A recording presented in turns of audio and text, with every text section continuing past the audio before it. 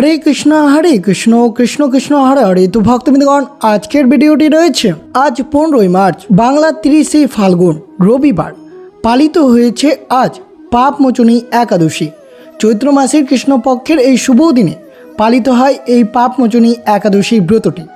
যে সকল কৃষ্ণ ভক্তরা এই পাপনাশক ও পুণ্যদায়িনী এই ব্রতটি পালন করেছেন, তাদের জীবনে অবশ্যই অতীতের সমস্ত পাপ মুক্ত হবে। এই দিনে ভক্তি ভরে উপবাস, বিষ্ণুর সহস্রনাম জপ, ব্রত কথা পাঠে অতীতের সমস্ত পাপ ক্ষয় হয়ে যায়। চৈত্র কৃষ্ণপক্ষের একাদশী তিথিতে এই ব্রতটি পালিত হয়ে থাকে, যা ভক্তদের আধ্যাত্মিক উন্নতি ও শ্রীকৃষ্ণ বা বিষ্ণুর চরণে আশ্রয় পেতে সাহায্য করে। তাই বিশেষ করে আজকের দিনে শ্রবণ করবেন এই পাপমোচনী একাদশীর ব্রত কথাটি। আর অবশ্যই শ্রবণ করবেন এই পাপমোচনী একাদশীর পরের দিন অর্থাৎ দ্বাদশী তিথিতে কখন আপনারা এবং কোন সময়ে পালন করবেন।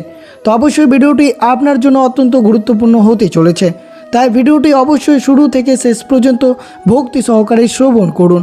আর চ্যানেলে নতুন হয়ে থাকলে দয়া করে চ্যানেলটিকে সাবস্ক্রাইব করবেন, লাইক করবেন, কমেন্টে ভক্তি ভালোবাসা শ্রদ্ধা দিয়ে জয় শ্রীকৃষ্ণের জয় লিখে দিতে ভুলবেন না এই শুভ দিনটিতে। তো অবশ্যই ভিডিওটি আপনারা শুরু থেকে শেষ পর্যন্ত ভক্তি সহকারে শ্রবণ করুন। আজ 15ই মার্চ, রবিবার, বাংলা 30শে ফাল্গুন, পালিত হয়েছে চৈত্র মাসের কৃষ্ণপক্ষের 11তম দিনে যে একাদশী ব্রতটি পালিত হয়, সেই ব্রতের নাম পাপমোচনী একাদশী। এই ব্রতের প্রভাব মঞ্জু ঘোষ পিশাচত্ব থেকে মুক্ত পায় এবং মেধাবী তার তপস্যার ফল পুনরায় লাভ করে স্বর্গে গমন করেন। এই ব্রত পালনে ব্রহ্মা হত্যাজনিত মহাপাপ দূর হয় বলে বিশ্বাস করা হয়। তো অবশ্যই আপনারা শ্রবণ করবেন আজ পাপমোচনী একাদশীর ব্রত কথাটি।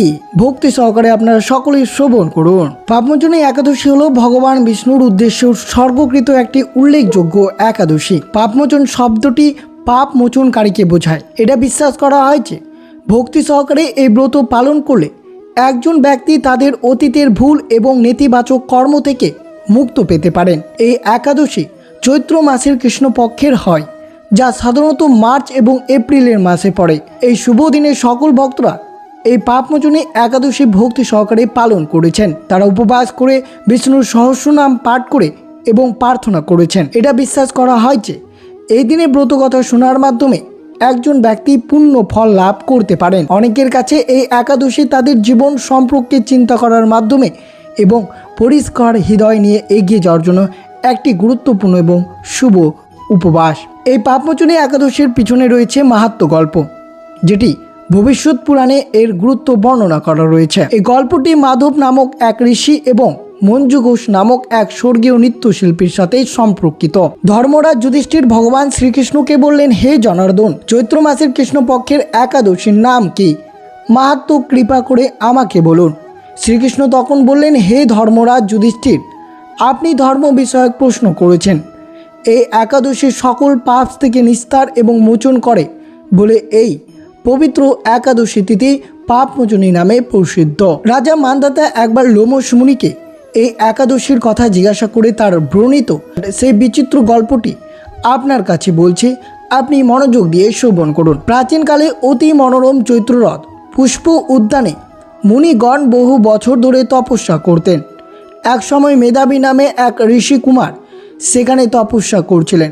তখন মঞ্জু ঘোষ নামে এক সুন্দরী অপ্সরা তাকে বশীভূত করতে চাইলে ঋষির অভিশাপের ভয়ে সে আশ্রমের 2 মাইল দূরে অবস্থান করতে থাকে ও বীণা বাজিয়ে মধুর স্বরে সে গান করতে থাকে। একদিন মঞ্জু ঘোষ মেধাবীকে দেখে কাম বাণে পীড়িতা হয়ে পড়ে, আর ঋষি মেধাবীও অপ্সরার অনুপম সৌন্দর্য দেখে মুগ্ধ হন। তখন সেই অপ্সরা মুনিকে নানা হাব ভাব ও কটাক্ষ দ্বারা বশীভূত করে, আর কাম পরবশ হয়ে মুনি সাধন ভজন বিসর্জন দিয়ে তার আরাধ্য দেবকে পর্যন্ত ভুলে যান।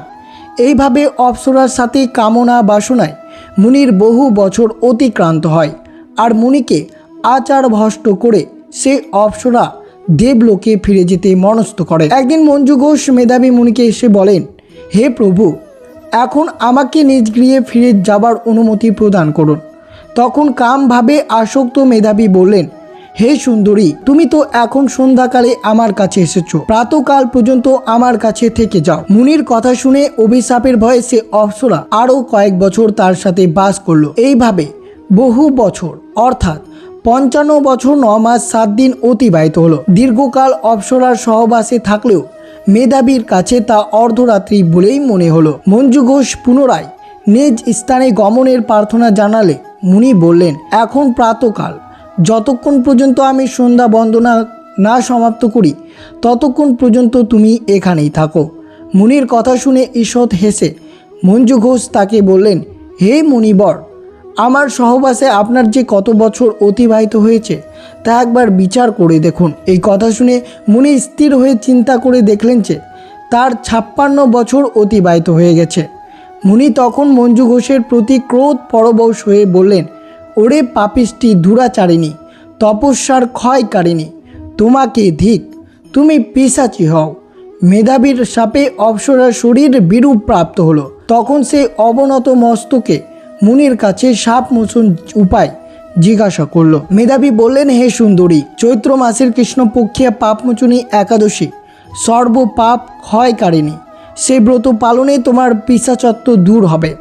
পিতার আশ্রমে ফিরে গিয়ে মেধাবী বললেন, হে পিতা, এক অপ্সরার সঙ্গদোষে আমি মহাপাপ করেছি। এই প্রায়শ্চিত্ত কি তা কৃপা করে আমাকে বলুন। তখন চাবন্য মুনি বললেন, চৈত্র মাসের কৃষ্ণপক্ষিয়া পাপমোচনী একাদশীর ব্রতের প্রভাবে তোমার সমস্ত পাপ দূর হবে। পিতার উপদেশ শুনে মেধাবী সেই ব্রত ভক্তি ভরে পালন করল। তার সমস্ত পাপ দূর হলো। পুনরায় তিনি তপস্যার ফল লাভ করলেন। মঞ্জু ঘোষও এই ব্রত পালনের ফলে পিশাচত্ব থেকে মুক্ত হয়ে দিব্য দেহে স্বর্গ গমন করল।